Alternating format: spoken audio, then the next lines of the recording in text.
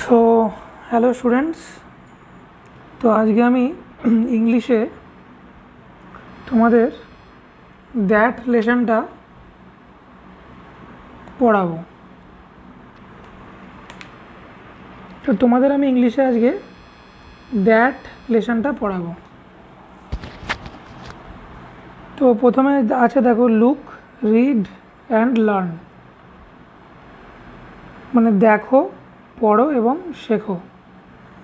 তো প্রথমে তোমাদের একটা আছে সেটা লেখা আছে দ্যাট ইজ অ্যান এগ, মানে ওই হলো একটি ডিম।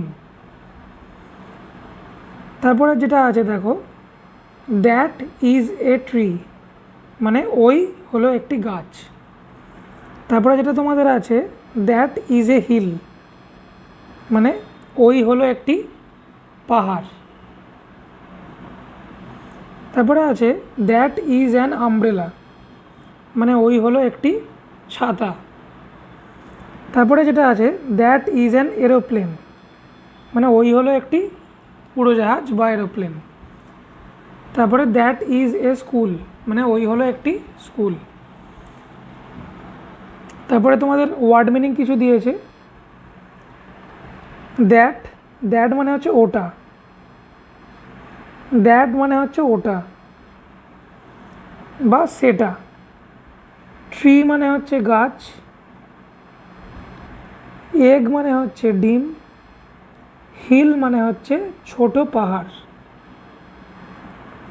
আমব্রেলা মানে হচ্ছে ছাতা, এরোপ্লেন মানে হচ্ছে বিমান অথবা উড়োজাহাজ, স্কুল মানে হচ্ছে বিদ্যালয় অথবা স্কুলই বলে স্কুলকে। তো এই হলো তোমাদের দ্যাট পড়ালাম তোমাদের আজকে আমি ইংলিশে দ্যাট। এবার প্র্যাকটিসে তোমাদের কিছু আছে, যেমন লার্ন বলছে, কি শিখতে বলছে দেখো, বলছে that is used for distant persons, things and places, মানে দ্যাট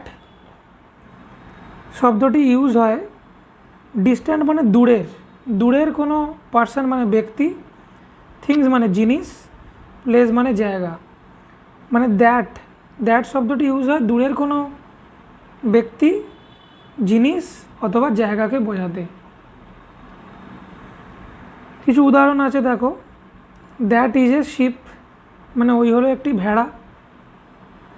দ্যাট ইজ এ বাস, মানে ওই হলো একটি বাস।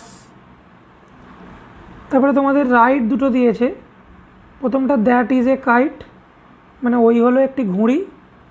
আর দ্বিতীয়টা দ্যাট ইজ এ ফ্লাওয়ার, মানে ওই হলো একটি ফুল।